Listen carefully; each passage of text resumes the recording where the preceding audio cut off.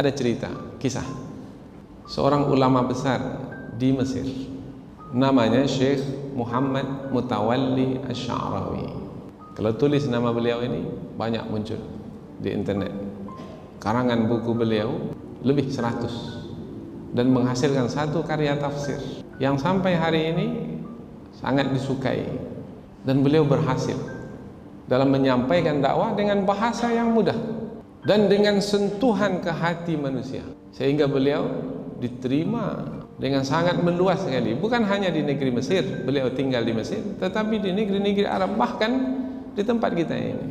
Tapi bagi yang paham bahasa Arab, apa yang berlaku pada suatu hari pada diri beliau?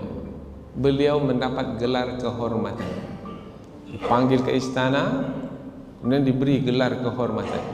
Biasanya kalau seseorang diberi gelar kehormatan secara nasional oleh presiden, maka besoknya akan terbit berita di koran. Biasanya berita itu di mana tempatnya? Di halaman pertama pasti akan ada foto di situ terpampang, ulama besar menerima gelar kehormatan. Biasanya kita manusia, kalau ada berita dan foto kita di surat kabar, umpamanya kita juga lah menerima gelar kehormatan, bagaimana perasaan hati kita? Kita ceritakan pada orang lain atau enggak? Kita clipping tak berita itu? Kita share enggak pada hari ini ke grup-grup, mulai dari grup SD, SMP, SMA?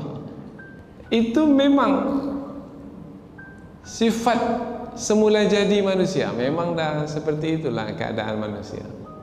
Dan ketika itu, ketika kita menceritakan tentang diri kita kepada orang lain, bisa jadi tidak kita menjadi sombong.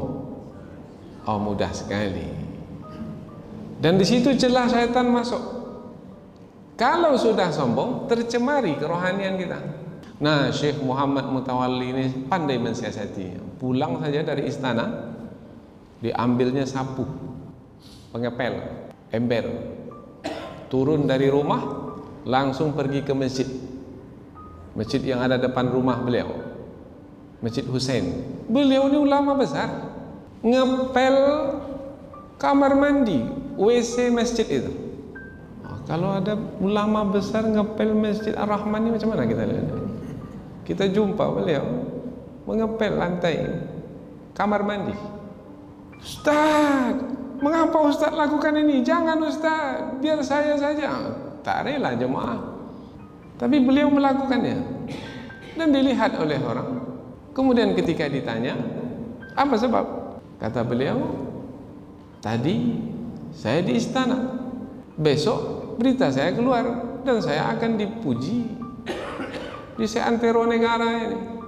Maka saya mesti mempersiapkan diri sekarang, karena boleh jadi besok saya tidak mampu untuk menerima pujian, sehingga diri ini menjadi angkuh dan sombong. Maka saya rendahkan diri ini sekarang. Jadi dia persiapkan dirinya, yaitu dengan merendahkan diri serendah-rendahnya. Bagaimana cara merendahkan diri serendah-rendahnya? Kalau bersujud, itu biasa, karena biasanya kita memang merendahkan diri dengan beribadah, sholat, dengan berlama bersujud. Itu di hadapan Allah. Ini mau berlaku di hadapan manusia. Orang melihat kita menyapu, membersihkan, mengepel lantai WC masjid. Mungkin kita perlu juga buat sekali-kali seperti itu. Ya, kalau kita jumpa ada Pak Gubernur membersihkan WC Masjid Rahman ini, macam mana? Oh, hebat Gubernur, luar biasa. Pak Camat, ada Pak Camat di sini. Pak Camat membersihkan WC, Masya Allah.